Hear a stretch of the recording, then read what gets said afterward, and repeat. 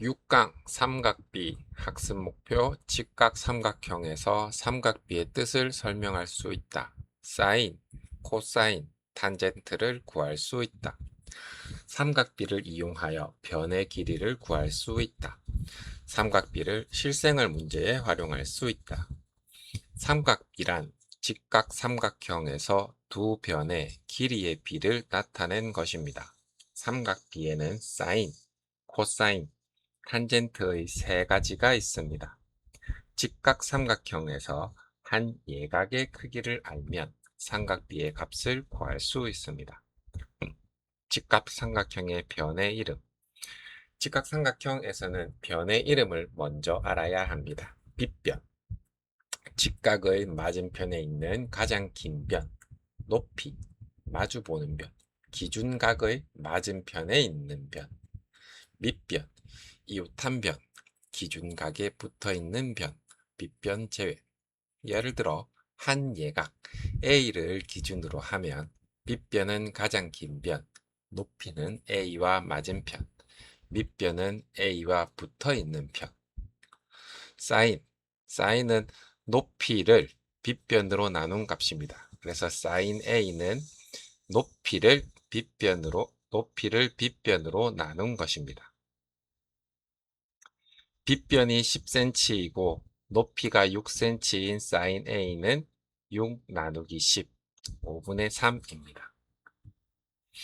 코사인, 코사인은 밑변을 빗변으로 나눈 것입니다. 그래서 빗변이 10cm이고 밑변이 8cm인 코사인 A는 8 나누기 10, 5분의 4입니다. 탄젠트, 탄젠트는 높이를 밑변으로 나눈 것입니다. 탄젠트 A는 높이를 밑변으로 나눈 것입니다. 높이가 6cm이고 밑변이 8cm이면 탄젠트 A는 6 나누기 8, 즉 4분의 3입니다. 대표적인 삼각비, 검정고시에서는 다음 각을 자주 활용합니다. 각 30도일 때 사인 30도는 2분의 1, 코사인 30도는 2분의 루트 3, 탄젠트 30도는 3분의 루트 3. 45도일 경우 사인 45도는 2분의 루트 2, 코사인 45도는 2분의 루트 2, 탄젠트는 1. 사인 60도는 2분의 루트 3, 코사인 60도는 2분의 1, 탄젠트는 루트 3. 위의 값은 자주 출제되므로 익혀두는 것이 좋습니다. 여기서 30도, 45도, 60도는 이 그림상에서 이 각을 의미한다라고 생각하시면 됩니다.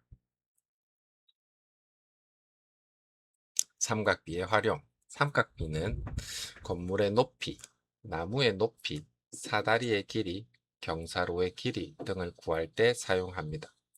예를 들어 사다리의 길이가 10cm, 10m, 지면과 이루는 각이 30도일 때 사다리가 닿는 높이는 10 곱하기 사인 30도, 즉 10 곱하기 2분의 1, 5m가 됩니다.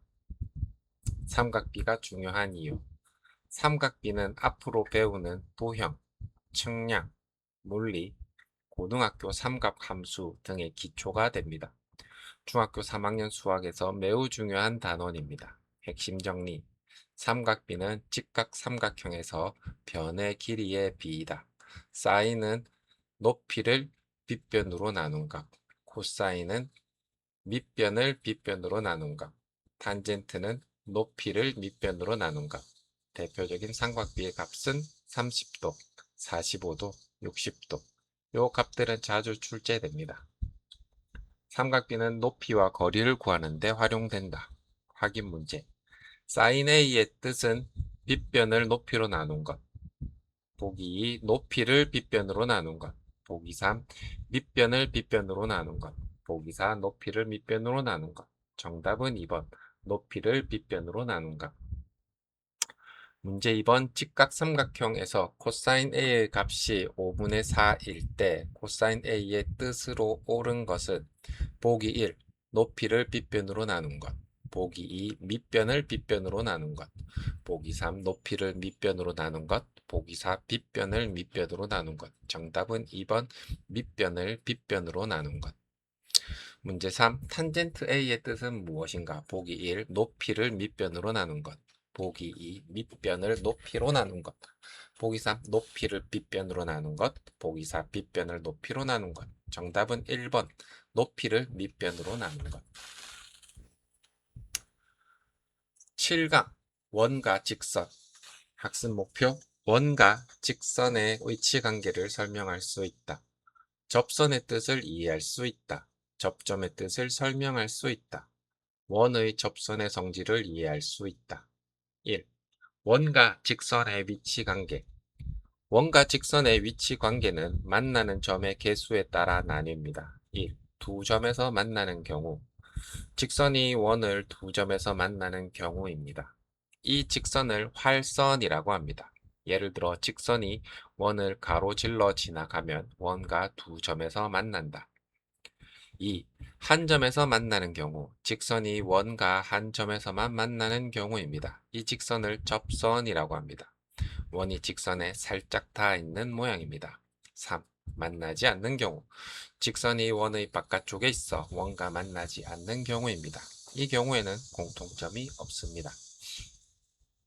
접선이란.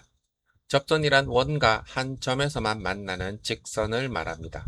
접선은 원에 한 번만 닿습니다. 예를 들어 바퀴가 바닥에 닿는 부분을 생각하면 접선의 개념을 이해하기 쉽습니다.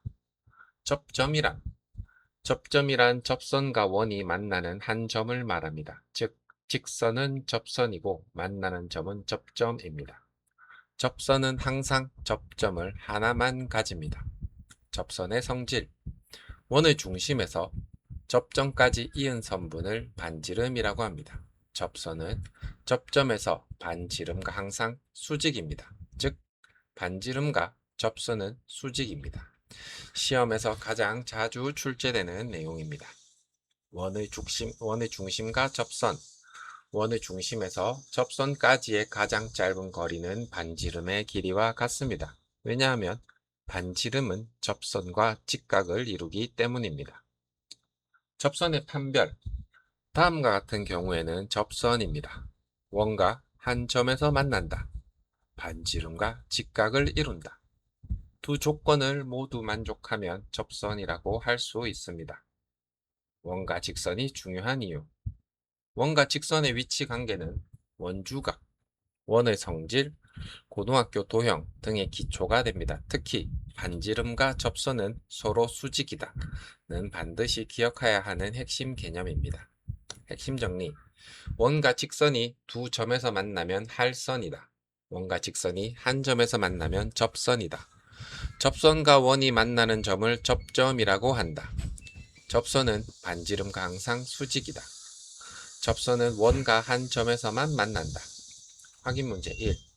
원과 한 점에서만 만나는 직선을 무엇이라고 하는가? 보기 1. 현 2. 접선 3. 할선 4. 반지름. 정답은 2번 접선. 문제 2. 접선과 원이 만나는 점을 무엇이라고 하는가? 보기 1. 중심 2. 현 3. 접점 4. 지름. 정답은 3번 접점. 문제 3. 접선과 반지름의 관계로 옳은 것은 보기 1. 항상 평행이다. 2. 항상 길이가 같다. 3. 항상 수직이다. 4. 항상 겹친다. 정답은 3번 항상 수직이다.